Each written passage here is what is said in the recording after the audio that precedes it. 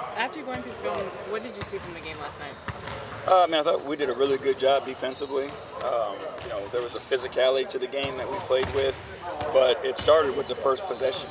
We went back and watched the first possession as a group, and the guys set the tone defensively that it was going to be a tough night. And it was a collective effort. You think about the guys on the perimeter carrying out the game plan, the way that Jaren and Marc protected the rim, how active our hands were, the steals we were able to come up with. So I thought overall, defensively, we were solid. It was kind of fun to watch them play together, Marc and Jaren.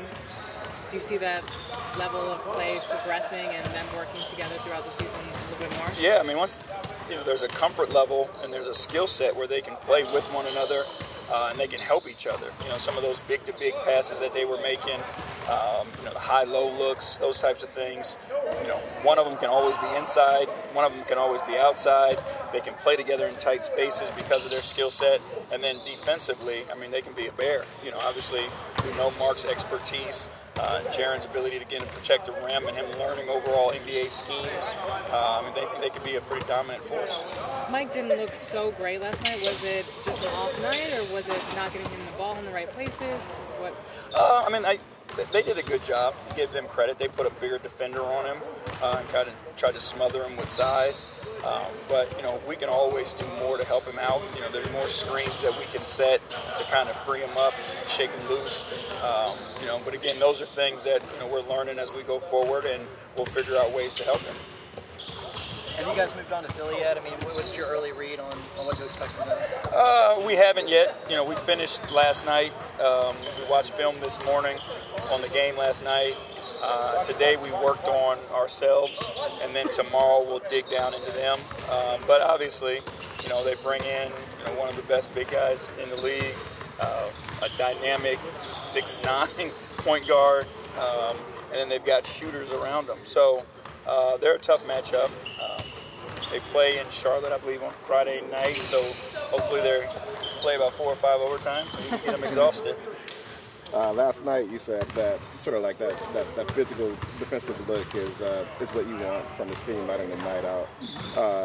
With that identity kind of coming through last night, I guess how does that contrast with the identity even on offense, which has tried to become more established, as more free-flowing this year? Yeah, and I think for us, that's where we're at our best. And again, trying to create a unique situation than what's going on around the league.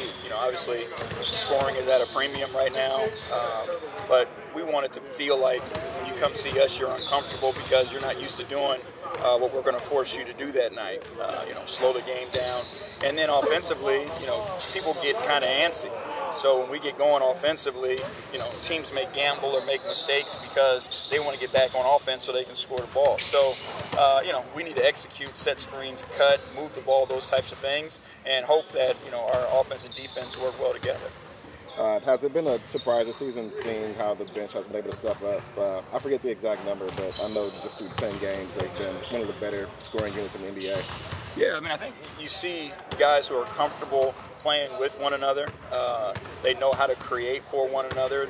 There's nobody out there who's overreaching with their shot attempts. And it's fun to watch them play together. And Shelvin has done a great job of organizing that group and putting them in spots where they can succeed. This team has a lot of play, obviously, at the 2-guard spot. You have Marshawn, you have Ben, you have Garrett, and then you have Shelvin, who's played next to Mike in certain sets. How is that competition kind of presenting itself in practice? And is that a good thing to have guys who know that they can be replaced essentially if they're not playing well? Yeah, it's not necessarily replaced. It's competition, and they all know it. The good thing about the group of guys that you named is they're not selfish guys and they're in it for the team. In some places with some guys that could become an ugly situation. But our guys know that they're doing this for something bigger than themselves, so they compete. They want to get on the floor, and they know that there's an opportunity to be had. We give those guys a chance, depending on the matchup, depending on what we need necessarily. But everyone's got an opportunity to get on the floor. How many guys do you have? Would you say that can guard the 1 through 5? How many guys can guard 1 through 5? I think Jaren will get there. I think there's some of the things on the perimeter that he's learning to deal with. Jamichael has done it in the past. Kyle has done it in the past. You know, the other guys would take the challenge. I know that for sure. But I know those are the guys that have, you know, probably the most versatile with you mix in the length, the size, and the foot speed.